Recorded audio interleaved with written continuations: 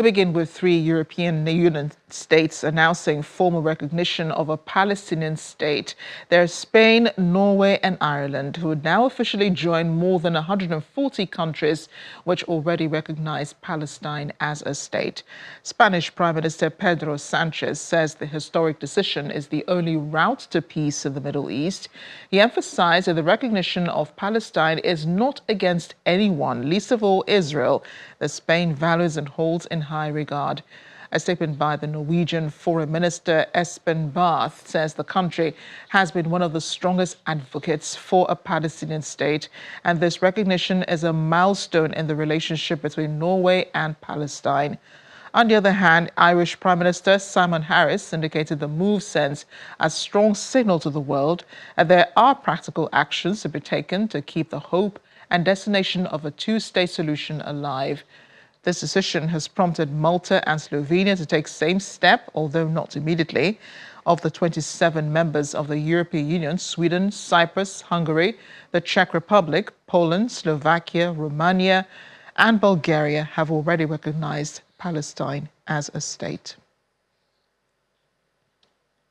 In the meantime, Israeli Defense Forces have seized control of a key roundabout 9 kilometers in the heart of the city of Rafah as heavy bombardments continue in the southern Gaza city. The IDF confirmed troops were deployed along the Philadelphia corridor overnight. According to a statement by the IDF, its forces are engaging with terrorists in close quarters combat and locating terror tunnels, shafts, weapons and terrorist infrastructure in the area. Israeli Prime Minister Benjamin Netanyahu has described Sunday's airstrike on a refugee camp in Rafah a tragic mishap, but despite international condemnation of the incident, has vowed to continue his campaign against Hamas. Meanwhile, the UN Security Council has held an emergency meeting to discuss the Rafah strikes, where thousands of people displaced are sheltering after fleeing other parts of Gaza. UN Secretary General Antonio Guterres says no place is safe in Gaza, calling for an immediate stop to the horror. There have also been international condemnation of the strikes, with China being one of the many countries expressing grave concern over Israel's ongoing military operation in Rafah. A call for a stop to the assault there. Well, doctors at Rafah's International Medical Corps are racing to deal with the influx of wounded people following the deadly airstrikes. So far, hundreds of people have been injured and at least 45 killed. That's according to the health ministry in Gaza. The doctors are calling for more medical supplies to help with the intense situation on the ground. The dead body of a father who was basically holding his child, perhaps around 3 years old of age. They both had burned and charred. We couldn't separate them, so we had to put both of them together in a body bag. That was very, very hard. With this loud airstrike that we heard, we just rushed to the hospital. In about 5 minutes or so after our arrival, we started seeing ambulances coming in. I think in total we had about 75 patients. Out of those 75, 25 were very critical. We were running out of basically stretchers to carry patient in and out, so it was getting extremely challenging. I chose this as a career for myself about 15-20 years ago. I'm here with my peers, my colleagues, like-minded people who are here basically to save as many lives as possible. So for me right now it means everything. The VOA's Linda Gradstein is in Jerusalem. Linda, has the Israeli government responded to Spain, Ireland and Norway recognizing Palestine as a state? Yes, Israeli Prime Minister Benjamin Netanyahu has called it a prize for terrorism. The Israeli foreign minister summoned the ambassadors of these 3 countries to lodge a protest. And in addition, Israel has now said that those countries will not be able to provide services for Palestinians out of their embassies in Tel Aviv. They were especially angry at Spain because the deputy Spanish prime minister said, use the slogan "from the river to the sea," which he said was a call for a two-state solution, meaning Israel next to a future Palestinian state. And Israel sees that as a call for the elimination of Israel. So Israeli officials are quite angry about this development. At the same time, 140 countries already recognize Palestine, and this just adds 3 more. But the fact that 2 of them, Ireland and Spain, are from the European Union, I think does add a certain amount of legitimacy and does make it more difficult for Israel to object to this. How will this impact on Israel's relations, especially with these 2 countries, Ireland and Spain, this move unexpected on their part? Well, I think Israel's not going to cut off diplomatic relations, but at the same time, it has clearly registered its displeasure with this and, feels that these countries are kind of giving a prize to terrorism. I talked to a couple of analysts today who, basically said that, it's rewarding Hamas in a lot of ways, and that they see it as a mistake that these countries are making. But it will certainly increase diplomatic pressure on Israel, which has already obviously increased over the past 7 months, and especially recently, including, because of that strike in Rafah that you just reported on. Linda, does Israel oppose a 2-state solution to problems in the Middle East? Well,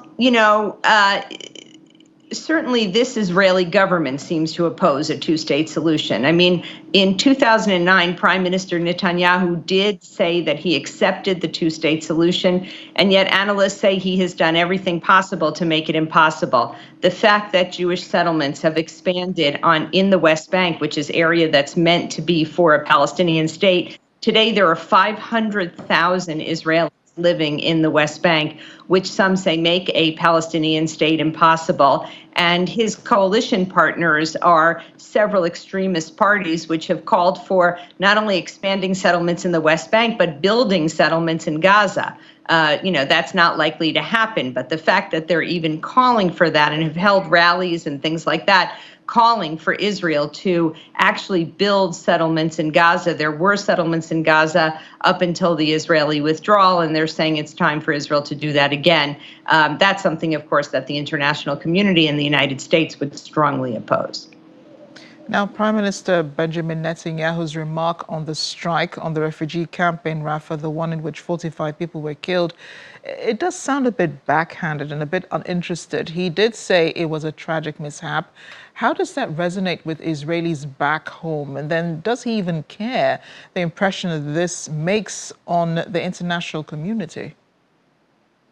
Well, first of all, Israel says it's conducting an investigation, and the preliminary report says that shrapnel from the airstrike might have ignited a fuel tank that was about 100 meters away. So Israel says it's doing everything it can to avoid civilian casualties, but when you have such a crowded area like the tents in Rafah now, at the same time, I don't know if it's disinterested. I think that Israel is, saying that it was a mistake and lamenting the loss of life. I think, most Israelis are still caught. It's still October 7th or October 8th for a lot of Israelis. And there is not a lot of sympathy for the plight of Palestinians in Gaza. Many Israelis say that it's Hamas that started this war on October 7th, when thousands of Hamas gunmen took over 20 communities in Israel, raped and massacred 1,200 people. Whether the Israeli response has been proportional is another question. But I think most Israelis still support the war. They don't necessarily support the government of Netanyahu. And one of the things that at least some people are saying is that Netanyahu has an interest in continuing the war, because if there's a ceasefire and the war ends, then the most likely scenario is that Israel will move to new elections and he will not be voted in. He has a very low approval rating. At the same time, the army, which is fighting in Gaza, has a high approval rating, and most Israelis remain in favor of the war.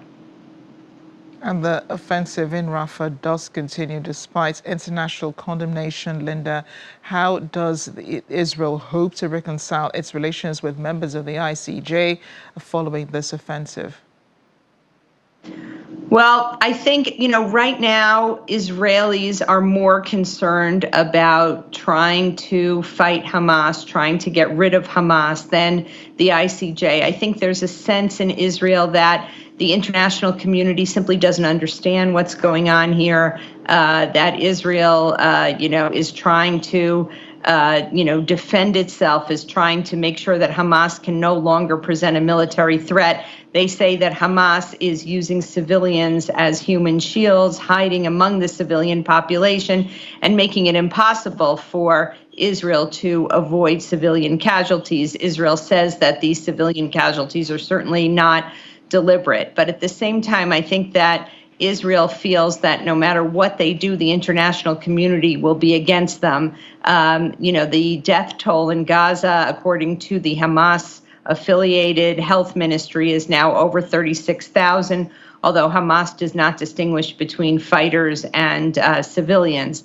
But I think there's a sense in Israel that the war, is justified, although you do hear the beginnings of questioning of, how long is this going to go on and is the price worth it? So far, Netanyahu has refused to endorse any kind of day after plan for Gaza. What happens once there is a ceasefire? And there are still 125 Israeli hostages being held in Gaza, although it's not clear how many of them are still alive. Linda, thanks again for the updates and do stay safe. Thank you. The situation in Rafah is being felt by many miles away from Gaza. Hundreds of pro-Palestinian supporters gathered in front of the U.S. Consulate General in Amsterdam on Monday to condemn Israel's offensive in Rafah. Some protesters have criticized the Dutch government, calling the attack on Rafah a war crime.